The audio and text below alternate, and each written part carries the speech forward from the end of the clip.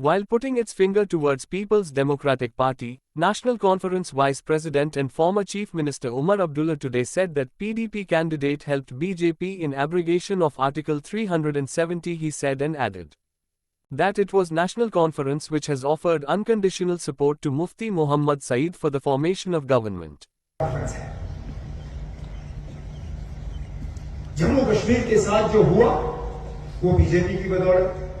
अगर हमारा 370 गया करने वाले मरकज की हुकूमत, अगर हमारा झंडा गया करने वाले ये, अगर हमारी पहचान, शनाख्त, वकार सारा कुछ तहस नहस हुआ करने वाला दिल्ली, लेकिन निशाना इन लोगों का नेशनल कॉन्फ्रेंस।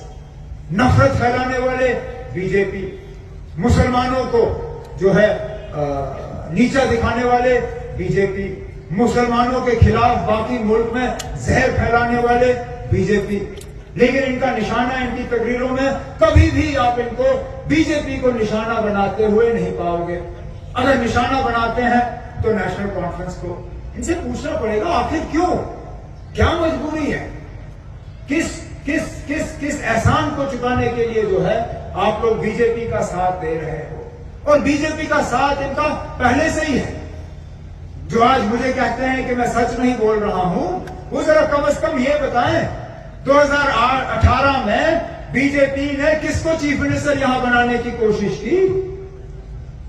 जब हम लोग उस वक्त हालात ऐसे थे कि नेशनल कॉन्फ्रेंस को अल्ताफ बुखारी साहब मिलने आए पीडीपी के तरफ से, उन्होंने मदद मांगी, कहा कि हम मरकज की साजिशों को रोकना चाहते हैं, आप अगर कांग्रेस के साथ मिलके हमारी मदद करोगे तो यहां हम हुकूमत बनाएंगे।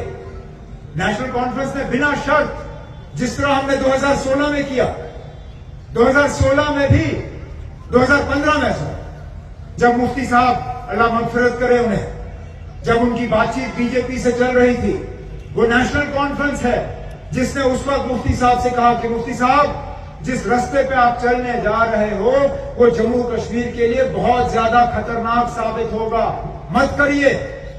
आपको अगर इख्तियार चाहिए, आपको अगर वजीर आला बनना है तो बीजेपी की मदद से मत बनिए, हम आपकी मदद करेंगे और बिना किसी शर्त। हमें कोई मिनिस्ट्री नहीं चाहिए, हमें कोई चेयरमैन नहीं चाहिए, हमें कोई राज्यसभा नहीं चाहिए, हमें कोई एमएलसी नहीं चाहिए। हमारी एक ही गुजारिश होगी कि मेहरबानी करके इन बीजेपी वालों को आप मत लाएं, क्योंकि इससे सिर्फ तबाही और बर्बादी होगी और कुछ नहीं होगा। लेकिन उन्होंने हमारी बात नहीं मानी। 15 में उन्होंने पीडीपी ने बीजेपी के साथ हाथ मिलाया, जो हुआ सो हुआ। 16 में बिल्कुल यही हुआ। फिर 18 में जब अल्ताफ बुखारी साहब को चीफ मिनिस्टर बनाने के लिए नेशनल कॉन्फ्रेंस ने उस वक्त पीडीपी की मदद की, उस वक्त जो मेरे आज मुखालिफ उम्मीदवार मैदान में उतरा हुआ है, जो सबको मेरे खिलाफ करने की कोशिश कर रहा है, उसकी मदद करने के लिए कौन निकला? उनको चिट्ठी देने के लिए कौन आया? उनको वजीर आला यहां बनाने के लिए किसने जो है गवर्नर साहब को चिट्ठी लिखी? यही बीजेपी वाले, यही नागपुर वाले। क्या वो इनकार कर सकता है कि बीजेपी का चीफ मिनिस्टरियल कैंडिडेट 2018 में यही सजाद लोन साहब थे? आज भी यही बीजेपी वाले जो हैं इसकी मदद करने के लिए निकले हुए हैं। रविंद्र रायना साहब यहां आते हैं, उनका कोई उम्मीदवार तो है नहीं मैदान में। वो आते हैं तो किस लिए आते हैं? जब तरुण चुग साहब यहां श्रीनगर आते हैं और वहां बंद कमरे में मीटिंग करते हैं तो किसके साथ करते हैं? किसको फायदा पहुंचाने के लिए करते हैं? किसको मदद करने के लिए करते हैं?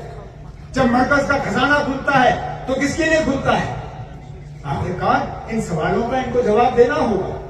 जिस तंजीम ने इस मुल्क में नफरत और जहर मुसलमानों के खिलाफ फैलाने में कोई कसर बाकी नहीं रखी, उस तंजीम से ये लोग जो है अपने आप को अलग क्यों नहीं करते? क्यों नहीं ऐलान करता है कि अगर वो पार्लियामेंट का इलेक्शन जीत के जाएगा तो वो कभी भी बीजेपी की वहां पार्लियामेंट में मदद नहीं करेगा? क्यों? क्योंकि वो कर ही नहीं सकता। ये नेशनल कॉन्फ्रेंस वाले हैं जो जगह जगह ये कहते हैं कि इंशाल्लाह हम अगर जीत के यहां से गए तो हमारा एक एक लफ्ज, एक एक अल्फाज, एक एक ग्रुप इस बीजेपी की नफरत, इस बीजेपी की जहर के खिलाफ होगा। हम अपनी शनाख्त के लिए लड़ेंगे, हम अपनी पहचान के लिए लड़ेंगे, अपने वजूद के लिए लड़ेंगे।